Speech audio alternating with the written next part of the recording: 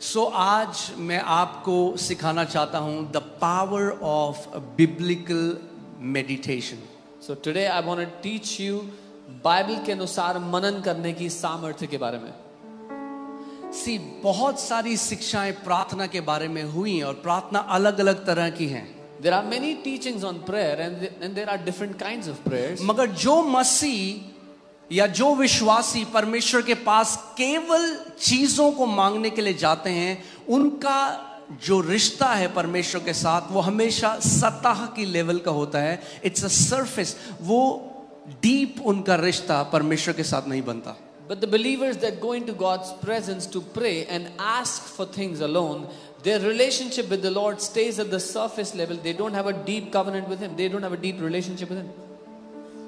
अब मांगना कुछ गलत नहीं, To ask is not क्योंकि wrong. अगर परमेश्वर पिता से नहीं मांगोगे, आप उसके बेटे और बेटियां तो किससे मांगोगे? Because if we, the children of the Most High God, will not ask Him, then who should we ask from? पर अगर हमारी प्रार्थना का पूरा सारांश केवल मांगना है अपने लिए, तो हमने प्रार्थना को अभी समझा नहीं. But if our entire prayer is about asking from God, then we don't understand what prayer is. सो आपको समझना पड़ेगा कि जो परमेश्वर चाहता है हमसे वो है communion. So you have to understand what God wants from us is communion, सहभागिता. फेलोशिप. आप सोचो अदन की वाटिका में जब किसी बीमार को चंगा नहीं होना था, किसी को नहीं बचाया जाना था, सब परफेक्ट था, तो आदम पिता से क्या बात कर रहा था? Imagine in the Garden of Eden when everything was perfect, nobody had to be saved, nothing to be done. What was Adam talking to God about? क्योंकि वो ये नहीं कहता परमेश्वर मैं तेरे पास आता हूं, इसको चंगा कर दे, प्रभु मुझे ये दे दे, मुझे प्रमोशन दे दे, प्रभु मुझे ट्रांसफर दे दे. वो था ही नहीं. तो फिर वो क्या बात कर रहा था परमेश्वर पिता के साथ? Because Adam wasn't asking in prayer, the Father heal me, give me a job, promote me, because there was none of that. So what was he talking to the Father about?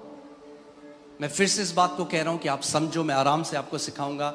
मांगना गलत नहीं, क्योंकि Bible कहती है मांगोगे तो दिया जाएगा. मांगना गलत नहीं, मगर अगर पूरी प्रार्थना मांगना है तो फिर हमने अभी पूरी तरीके से समझा नहीं परमेश्वर के राज्य को. There is nothing wrong in asking because the Bible says ask and you shall receive. But if all of our prayer looks like asking, then we don't really know who God is and what prayer is. Okay. So कई ऐसे लोग हैं जो fasting कर रहे हैं. There are many people who are fasting. Just because someone fasts for long number of days does not mean that they are mature in the spirit. सिर्फ इसलिए कि किसी ने दिनों में ज्यादा दिनों तक उपवास किया है, तो इसका ये अर्थ नहीं कि वो आत्मिक रूप से परिपक्व या सयाने हैं. हम लोग कैसे देखते हैं, ओह ये 40 दिन का उपवास करता है बंदा. How we see is, oh, this man fasted for 40 But that's days. not how God sees it. लेकिन परमेश्वर ऐसे देखता ही नहीं है. Pharisees used to fast at least 3 times in a week. फरीसी हफ्ते में कम से कम 3 दिन उपवास करते ही करते थे. Can you imagine? And they could recite the entire Torah. That means the first 5 books of Moses. और आप कल्पना करें कि उनको मुंह जुबानी रटी हुई थी पहली 5 किताबें जो मूसा ने लिखी थी. So पूरी बाइबल मुंह में है They had the entire और Bible हफ्ते in में their 3 mouth, बारी उपवास करते हैं. and they were fasting 3 times a day. और जब यीशु ने उनको देखा तो बोला शैतान के बच्चों. And when Jesus sees them, he calls them children of the devil. और वो जो पूरा तोरा रटे हुए थे, जब परमेश्वर देह धरकर आया तो उसको पहचान ना सके. And those who had wrote, memorized the entire Torah, when God put on flesh, they could not recognize him. Bible बताती है कि जो इजरायली थे, the Israelites knew the acts of God, Moses knew the ways of God. The Bible tells us इजरायली परमेश्वर के कामों को जानते थे, मूसा परमेश्वर के तरीकों को जानता था. हम केवल यीशु के पीछे इसलिए नहीं कि वो कैंसर चंगा करता है, वो एड्स चंगा करता है, उसने प्रमोशन दे दिया, उसने वीजा लगा दिया. that are the acts of God. How many know the heart of God? We are not following Jesus because he can get someone's cancer healed, get a visa for someone. वो परमेश्वर के काम है, पर कितने लोग उसके दिल को जानते हैं? Amen.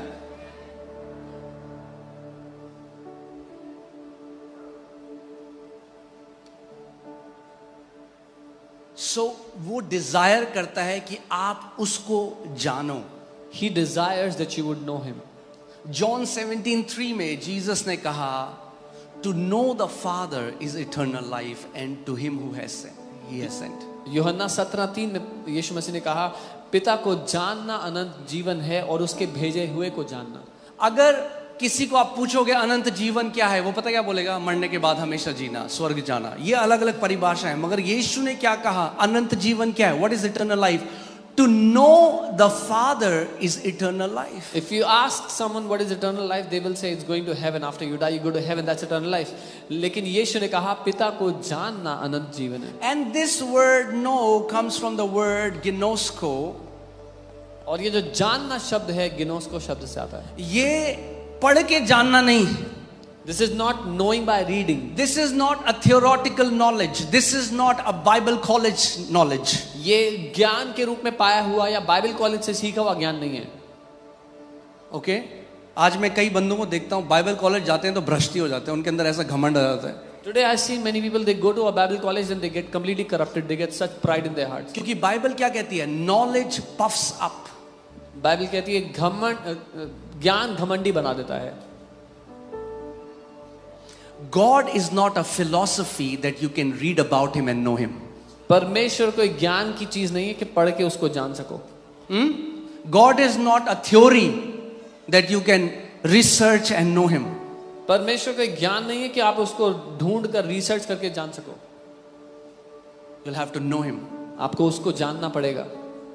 So आज जो मैं आपको सिखाऊंगा, ध्यान धरकर सुनना, क्योंकि वो करने से आप पिता के केवल कामों को नहीं, उसके हृदय को जान पाओगे. So hear carefully what I'm going to teach you today, because through that you will not just know the acts of God but the heart of God. Amen. Amen.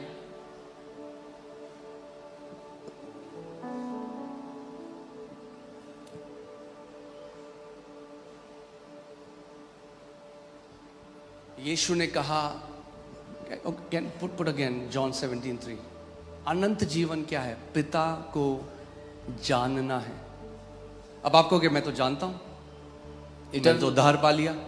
Eternal life is knowing the Father. Now you will say, I know him, I have received salvation. Now Judah अभी 2 साल का है, वो मेरे घर में पैदा हुआ. Judah is 2 years old, he is born in my house. He calls me daddy. वो मुझे डैडी कहता है. But does he know me now? पर क्या वो मुझे भी जानता है? No. नहीं. When he needs something, he comes to me. When he needs something, he comes to my wife. But does he know our heart? No. जब उसको कुछ चाहिए होता है, वो मेरे पास आता है, मेरी पत्नी के पास आता है. फिर क्या वो हमारे दिल को जानता है? अभी नहीं. He knows that I am his father. उसको इतना पता है मैं उसका पापा हूँ. But does he know my heart? पर क्या वो मेरे दिल को जानता है? No. नहीं.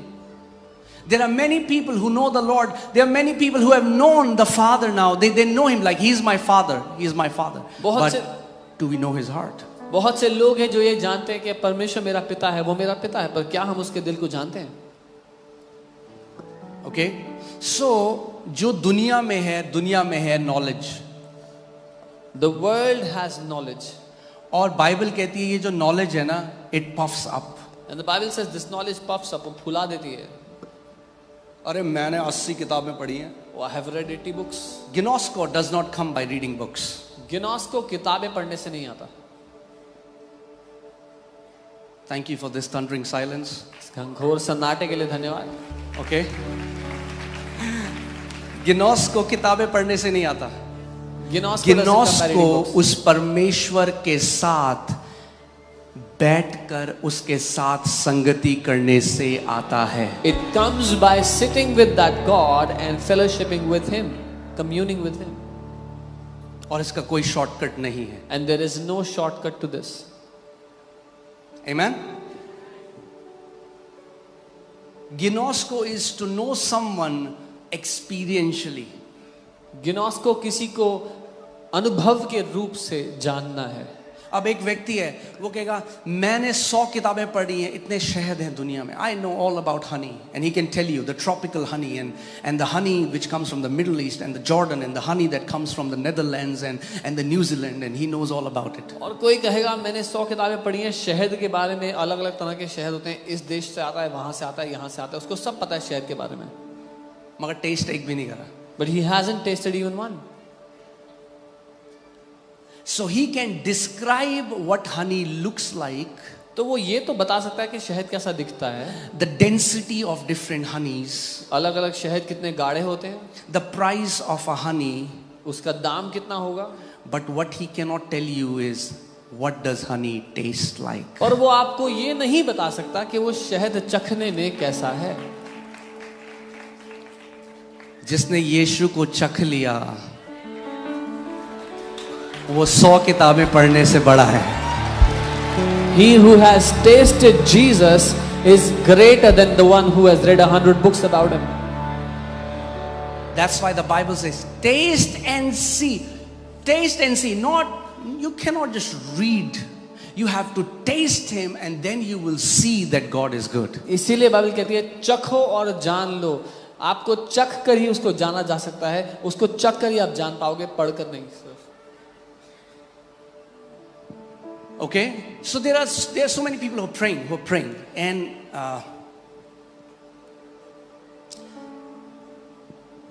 प्रार्थना. मगर एक चीज बहुत कम लोग जो आज करते हैं चर्च में और आज के टाइम में, that is meditation. बहुत से लोग प्रार्थना करते हैं, लेकिन एक चीज जो बहुत ही कम लोग करते हैं, one thing that very few people do is meditation या मनन. When I say meditation, don't freak out. जब मैं मनन कह रहा हूँ तो परेशान मत होना. I'm not talking about emptying your mind. मैं अपने दिमाग को खाली करो वो नहीं कह रहा हूँ. कुछ लोगों को ज्यादा मेहनत करने की जरूरत नहीं है उसमें. Some people don't need to put a lot of effort there. It was a good joke. Okay, अच्छा joke. Okay. Okay. So I'm teaching you the meditation in the kingdom of God. मैं आपको मनन सिखा रहा हूँ कि परमेश्वर के राज्य में मनन कैसे किया जाता And है. if you will learn to do it and you will make a lifestyle of meditating the word of God every day, you see what will happen with your life. और अगर आपने मनन करना सीख लिया, ऐसा जीवन शैली बना ली कि आप हर रोज उसके वचन पे मनन करते हो, तो देखो क्या होगा आपके लाइफ. Okay, so बहुत सारे मसीह हैं. चलो ठीक है, शुरू से जल्दी से बता रहा हूँ मैं. ठीक है, all attention, all ears, right? बहुत majority जो believers हैं, they live in the realm of information. ज्यादातर मसीह लोग ज्ञान के दुनिया में रहते हैं. They are informed. उनको ज्ञान है, पता है वो उनको. आपको बता सकते हैं दाऊद ने गोलियत को घुमा घुमा के मारा. They can tell you how David killed Goliath. But they don't know how he killed him. They don't know how he killed him. Like they can just give a description. वो बता तो सकते हैं कि कैसे मारा था दाऊद ने, लेकिन उनको नहीं पता कैसे मारा था. समझ गया? वो बता सकते हैं कैसे मारा था, मगर वो नहीं बता सकते कैसे मारा था. अगर आप ये समझ गए,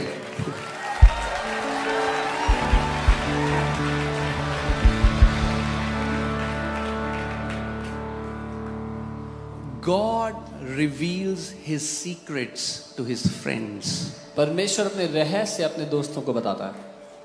Did you hear what I just said? आपने सुना जो मैंने कहा? He does not reveal his secret to kids. वो अपने रहस्य बच्चों को नहीं बताता. जैसे शारीरिक तरीके से जब एक बच्चा पैदा होता है, एक छोटा शिशु होता है, फिर वो छोटा बच्चा बनता है, फिर वो एक बालक बनता है, फिर वो एक पुरुष बनता है, वैसे ही आत्मिक जहां में भी जब आप नया जन्म पाते हो तो एक छोटे बच्चे की तरह आप परमेश्वर के राज्य में पैदा होते हो. As a baby is born, then as an infant, a toddler grows up as a young boy, becomes a young man, a man. That's how you grow in the kingdom also. और शरीर में क्या है? It's automatic. आपको कुछ करने की जरूरत नहीं. आप दूध पी रहे हो तो बढ़ोगे, मगर आत्मा में ऐसा नहीं है. In the body it is automatic, but in the spirit it is not so. कितने ऐसे विश्वासी हैं जो डायपर पहन के ही स्वर्ग चले गए? There are many believers who went to heaven wearing a diaper.